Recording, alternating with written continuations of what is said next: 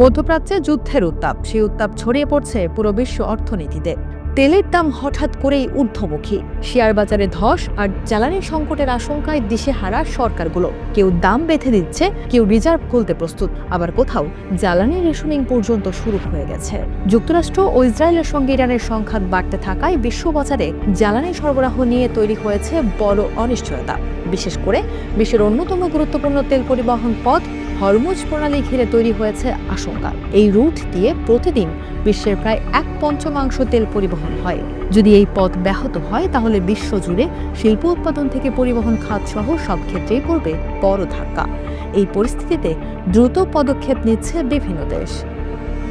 দক্ষিণ কোরিয়া প্রায় 3 দশকের মধ্যে প্রথমবারের মতো দেশে জ্বালানির দাম সীমাবদ্ধ করার পরিকল্পনা করছে। প্রেসিডেন্ট লি জে-মিউং জানিয়েছেন, প্রয়োজনে 100 ট্রিলিয়ন ওয়েনের বাজার স্থিতিশীলতা তহবিলও বাড়ানো হবে। একই সঙ্গে দেশটি নতুন জ্বালানি উৎস খুঁজছে, যাতে হরমুজ প্রণালীর নির্ভরতা কমানো যায়। জাপানও প্রস্তুত হচ্ছে সম্ভাব্য জ্বালানি সংকট মোকাবিলায়। দেশটির সরকার ইতোমধ্যেই জাতীয় তেল রিজার্ভ কেন্দ্রকে প্রয়োজনে তেল ছাড়ার প্রস্তুতি নিতে নির্দেশ দিয়েছে। তবে কখন কি পরিমাণ তেল বাজারে ছাড়া হবে সে বিষয়ে এখনও চূড়ান্ত সিদ্ধান্ত হয়নি।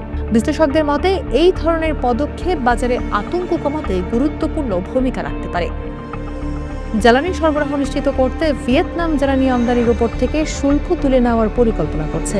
এই সিদ্ধান্ত কার্যকর থাকবে অন্তত এপ্রিলের শেষ পর্যন্ত। অন্যদিকে ইন্দোনেশিয়া জ্বালানি ভর্তুকির বাজেট বাড়ানোর সিদ্ধান্ত নিয়েছে। দেশটি ইতোমধ্যেই প্রায় 381 ট্রিলিয়ন রুপিয়া বরাদ্দ করেছে জ্বালানি ভর্তুকিতে। পাশাপাশি তারা আবার চালু করতে পারে B50 বায়োডিজেল প্রকল্প, যেখানে ডিজেলের সঙ্গে মেশানো হবে পাম অয়েল। বিশ্বের সবচেয়ে বড় জ্বালানি ভোক্তা দেশগুলোর একটি চীন। দেশটির সরকার রিফাইনারিগুলোকে নির্দেশ দিয়েছে নতুন করে জ্বালানি রপ্তানির চুক্তি না করতে। এমনকি ইতিমধ্যে করা কিছু চালান বাতিল করার চেষ্টাও চলছে। তবে আন্তর্জাতিক ফ্লাইটের জেট ফুয়েল এবং হংকং ও ম্যাকাওতে সরবরাহের বিষয়ে এই নির্দেশনার বাইরে রাখা হয়েছে। জ্বালানি সংকটের আশঙ্কায় জরুরি পদক্ষেপ নিয়েছে বাংলাদেশও। ইতিমধ্যেই বিবিসি ফিলিং স্টেশনগুলোতে দৈনিক বিক্রির সীমাও নির্ধারণ করে দিয়েছে, কারণ আতঙ্কে অনেকেই অতিরিক্ত জ্বালানি মজুত করতে শুরু করেছিলেন। এছাড়াও ঈদ উল ফিতরের ছুটি সামনে এনে বিশ্ববিদ্যালয়গুলো নির্ধারিত সময়ের আগেই বন্ধ করার বিষয়েও জানানো হয়েছে।